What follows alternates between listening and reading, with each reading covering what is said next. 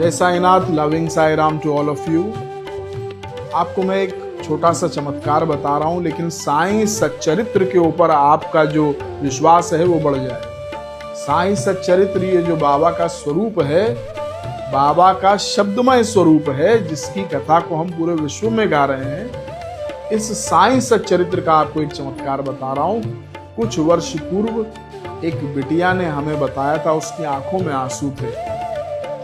वो कहने लगी कि गुरुजी, एक बार एक ऐसा समय आया कि हमारे पास कॉलेज में देने के लिए फीस नहीं थी।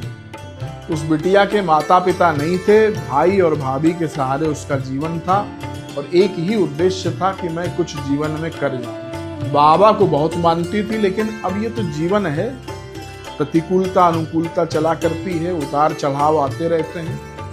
तो जब ऐसा समय आया कि कॉलेज की फीस नहीं थी देने के लिए, तो उसे कहीं से ये ज्ञात हुआ कि बाबा के साईं सच्चरित्र को पढ़ने से मनोकामनाएं पूर्ण होती हैं। अब उसने पूरे मनोभाव से, पूरी भक्ति के साथ साईं सच्चरित्र का पारायण प्रारंभ कर दिया और बाबा से यही प्रार्थना कि बाबा, मेरे माता पिता आप हो, मेरे कॉलेज की फीस आप भरोगे। मैं हमेशा कथा में कहता हूँ कि साईं से मत कहो मुसीबत बड़ी है, मुसीबत से कहो मेरा साईं बहुत बड़ा है और हर वक्त मेरे साथ खड़ा है। मन में विश्वास का दीपक जागृत करके उस बिटिया ने साईं सच्चरित्र को पढ़ना प्रारंभ कर दिया।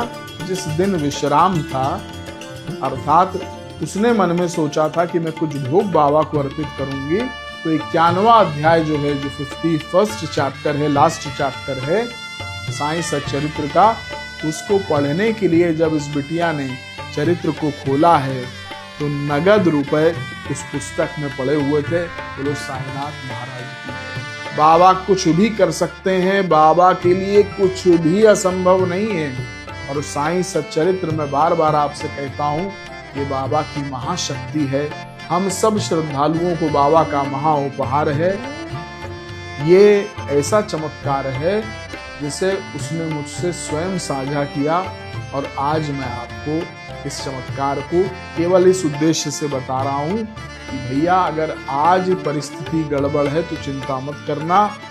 बाबा के चरित्र का पारायण करना, बाबा की कथा का श्रवण करना, बाबा की कथा में आना, तुम्हारी मनोकामना अवश्य पूर्ण हो। जय साईं सच्चरित्र कथा।